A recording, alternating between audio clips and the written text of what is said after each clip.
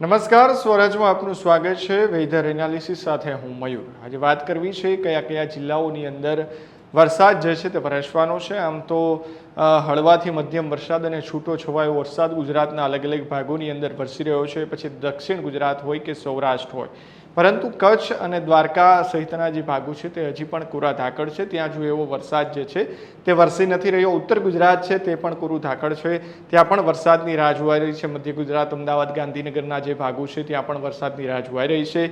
ત્યારે આજે 20 તારીખ છે. 20 તારીખથી આજે વાત કરીએ તો આજથી આગામી 2 કે 3 દિવસ કેવો વરસાદ રહેવાનો છે અને કયા કયા જિલ્લાઓની અંદર હળવોથી મધ્યમ, ભારેથી અતિભારે વરસાદ વરસશે તેમની વાત કરવી છે. કારણ કે હવામાન નિષ્ણાંતો છે તે પણ આગાહી કરી રહ્યા છે કે 25 તારીખથી વરસાદ જે છે તે સાર્વત્રિક ગુજરાતની અંદર આવશે. ત્યારે હવામાન નિષ્ણાંત પરેશ ગોસ્વામી છે તેમની પણ આપણે વાત કરીશું. તેમણે જે આગાહી કરી છે, શું શું આગાહી તેમના દ્વારા કરવામાં આવી છે ને કયા જિલ્લાઓમાં અતિથી ભારે વરસાદ વરસવાનો છે, ભારેથી અતિભારે વરસાદ વરસશે. પરંતુ સૌથી પહેલાં જોઈએ વિંડીના માધ્યમથી કે ગુજરાતની અંદર હાલની શું પરિસ્થિતિ છે અને આજે કેવો વરસાદ જે છે તે ગુજરાતની અંદર વરસવાનો છે. સૌ પ્રથમ વાત કરીએ દક્ષિણ ગુજરાતની અંદર, તો જે સુરત સહિતના જે ભાગો છે કે જ્યાં અત્યારે એક સિસ્ટમ આપણને સક્રિય થતી દેખાય છે ને તેમના જ કારણે સુરત, વાપી, વલસાડ સહિતના જે ભાગો છે ત્યાં ભારેથી અતિભારે વરસાદ અત્યારે અહીંયા વરસી શકે તેવી સ્થિતિ આપણને દેખાઈ રહી છે. જેમાં સુરત, નવસારી, વલસાડ, વાપી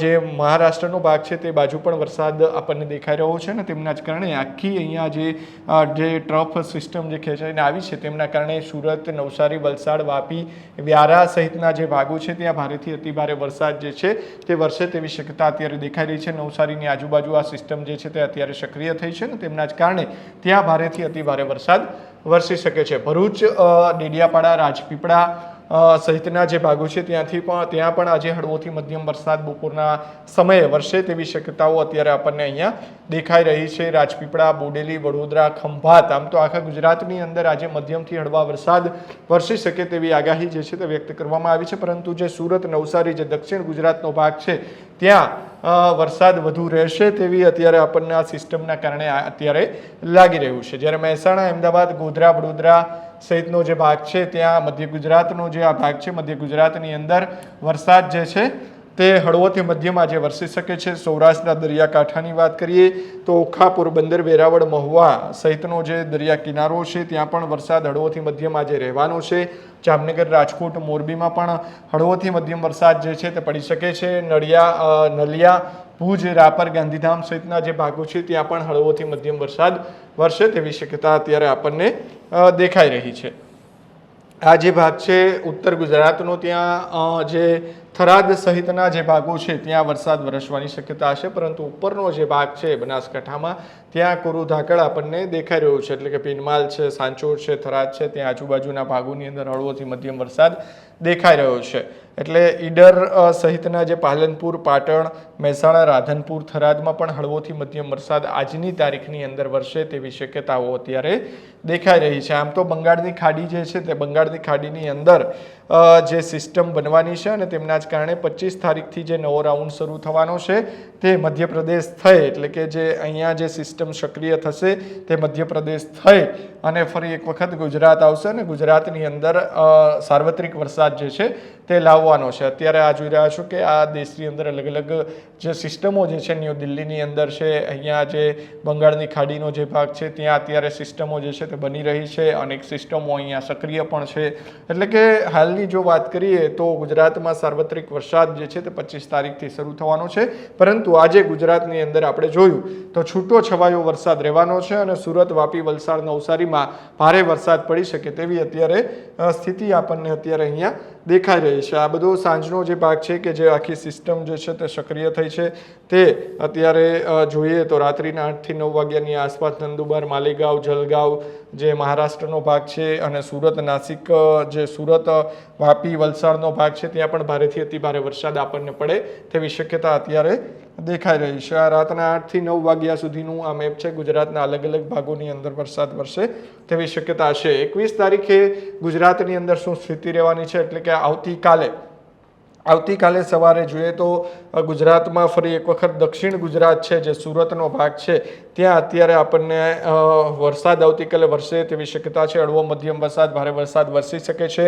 સુરત, વાપી, વલસાડના જે આજુબાજુના દાદરાનગર હવેલીના જે ભાગો છે ત્યાં વરસાદ વરસી શકે છે. વડોદરામાં પણ વરસાદ વરસવાની શક્યતા અત્યારે દેખાઈ રહી છે. ભાવનગરમાં આવતીકાલે કોઈ વરસાદની શક્યતા દેખાઈ નથી રહી. મહુવામાં પણ હળવો મધ્યમ વરસાદ વરસે તો વરસે તેવી સ્થિતિ છે, પરંતુ વેરાવળ અને પોરબંદર, ઓખા સહિતનો જે ભાગ છે જામનગરનો, ત્યાં હળવોથી મધ્યમ વરસાદ વરસશે. જૂનાગઢમાં પણ હળવોથી મધ્યમ વરસાદ વરસશે. આવતીકાલે રાજકોટ સહિતના આજુબાજુના ભાગોમાં વરસાદની શક્યતા દેખાઈ રહી નથી. મોરબીના આજુબાજુના ભાગોમાં વરસાદ વરસી શકે છે. ભુજ, નલિયા, રાપર, મહેસાણા, અમદાવાદ જે ભાગો છે ત્યાં પણ હળવોથી મધ્યમ વરસાદ, આજુબાજુમાં છૂટો છવાયો વરસાદ વરસે તેવી શક્યતા દેખાઈ રહી છે. હવામાન વિભાગ છે તેમણે શું આગાહી કરી છે તો એ પણ જોઈ લઈએ. હવામાન વિભાગની આગાહી પ્રમાણે કે કયા કયા જિલ્લાઓની અંદર આજે આવતીકાલે વરસાદ વરસવાની શક્યતા છે. ખેડૂત ભાઈઓ છે ખેતરમાં ડ્રોન ઉડાવતા હોય છે ત્યારે આપણે એક પ્રશ્ન સતાવતો હોય છે કે જે આપણે અત્યાર સુધી જીપીએસ ટેકનોલોજી વાળા ડ્રોન વાપર્યા છે, જેથી કરીને મોબાઈલ ટાવર છે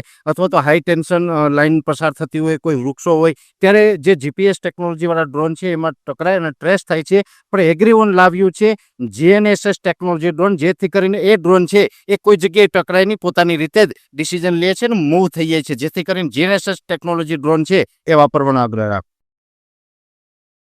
આજે 20 તારીખ છે તો 20 તારીખની અંદર આમ તો આખું ગુજરાત જે છે તે ગ્રીન ઝોનની અંદર દેખાઈ રહ્યું છે, પરંતુ વડોદરા, ભરૂચ, નર્મદા, છોટાઉદેપુર, દક્ષિણ ગુજરાતનો જે ભાગ, સુરત, તાપી, નવસારી, ડાંગ, દમણ, વલસાડનો જે ભાગ છે ત્યાં કેટલાક સ્થળોએ હળવાથી મધ્યમ વરસાદો વરસવાની શક્યતા છે. વિંડીની અંદર જોયું કે અહીંયા આપણે સુરતનો જે ભાગ છે દક્ષિણ ગુજરાતનો, ત્યાં ભારેથી અતિભારે વરસાદ પણ થઈ શકે તેવી સ્થિતિ છે. 2 દિવસ પહેલા પણ સારો વરસાદ સુરત બાજુ વરસ્યો હતો. બાકીના જે ભાગો છે જ્યાં છૂટાછવાયા સ્થળો હળવાથી મધ્યમ વરસાદ વરસી શકે છે.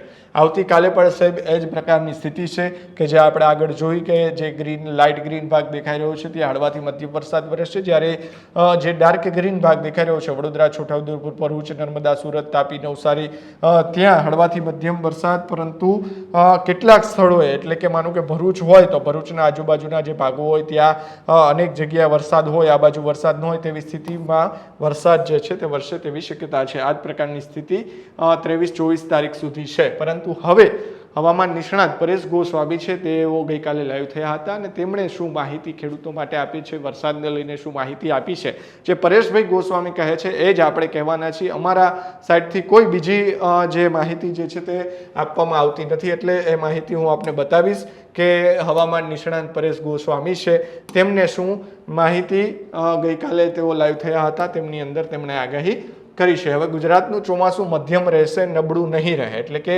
ગુજરાતમાં જે અલ્નીનોની અસરની વાત થતી હતી ને તેમના કારણે ચોમાસું નબળું રહેશે તેવી વાત હતી, પરંતુ પરેશ ગોસ્વામી છે હવામાન નિષ્ણાત, તેમણે કહ્યું છે કે મધ્યમ રહેવાનું છે, નબળું રહે તેવી કોઈ વાત અત્યારે સામે આવી નથી રહી.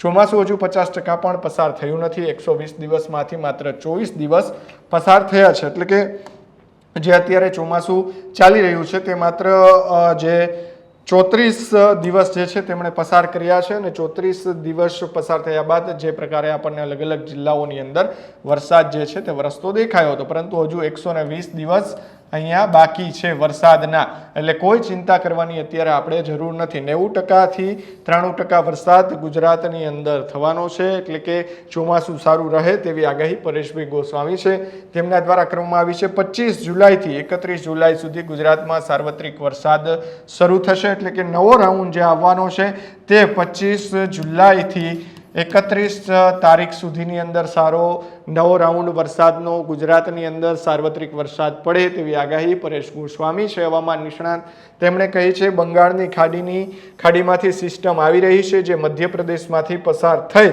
ગુજરાત પરથી પસાર થશે અને સાર્વત્રિક વરસાદ ગુજરાતમાં લાવશે તેવું પરેશ ગોસ્વામી છે તેમના દ્વારા કહેવામાં આવ્યું છે. અમદાવાદ, ગાંધીનગર, આણંદ, નડિયાદમાં ધોધમાર વરસાદનો લાભ મળવાનો છે.